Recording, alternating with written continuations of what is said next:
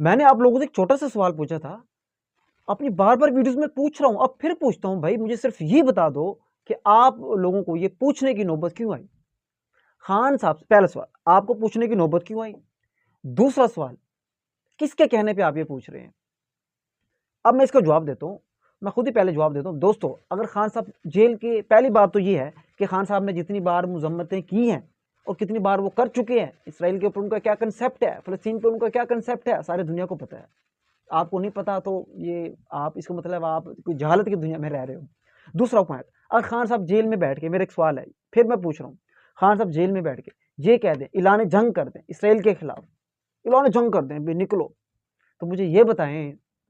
کیا ہوگا؟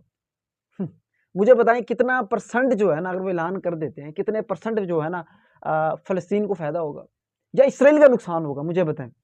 تک کا بھی نہیں ہونا۔ اور بھائی جب اس کا مقصد ہی نہیں ہے، اس کا سوال کرنے کا کوئی جواز ہی نہیں ہے، جواز کچھ اور ہے، وہ آپ بات بتا نہیں رہے، بتا وہ سب کو پتا ہے۔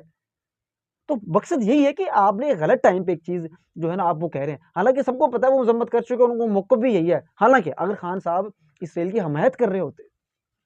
آپ اسرائیل کی حمایت کر رہے ہوتے نا خان، پھر آپ کہتے یار حال ہی میں عمران خان نے یا ان کی قیادت نے اسرائیل والوں کی حمایت کی ہے، تو آپ ثابت کریں کہ آپ جو ہے اسرائیل کے ساتھ نہیں ہیں۔ یہ لوجک ہوتی ہے، خام خواہ ایک بات کو جو ہے نا آپ نے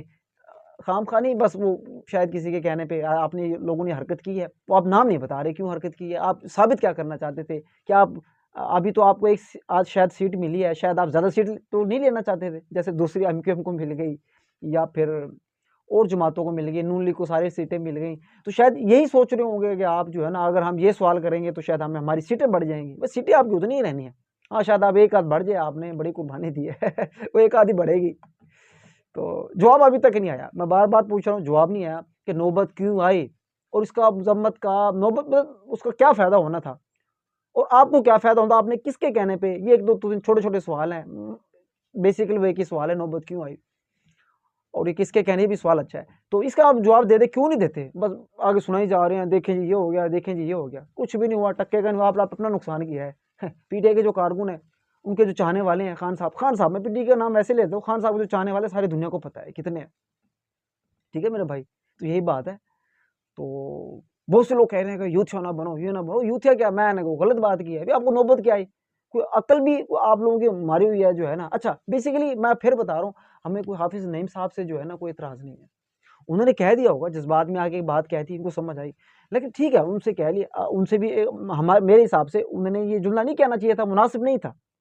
وہ خان صاحب جیل سے باہر ہوتے، آپ یہ جملہ کہتے کہ ہاں جی بات کرو، مطلب بڑا خوبصورت لگتا، پیارا لگتا، اچھا لگتا، لیکن مجھے ابھی ان سے ہی مسئلہ نہیں ہے، مسئلہ ان کی جو بریگیڈ ہے، وہ جو لوگ گالم گلوچ پہ آئے ہوئے ہیں، جو ایسے دھنے ہوئے ہیں جناب، گلا پھاڑ پھاڑ کے کہیں جا رہے ہیں، جی دیکھو یہ کر دیا، یہ کر دیا، ایکسپوز کر دیا خود کو ایکسپوز کر دیا ہے، نام لے رہے ہیں عمران خان کا، اور بھائی عمران خان کو ایکسپوز کرنے والے بڑے بڑے آئے ہیں، بڑے بڑے آئے ہیں، تمہاری کیا اوقات ہے؟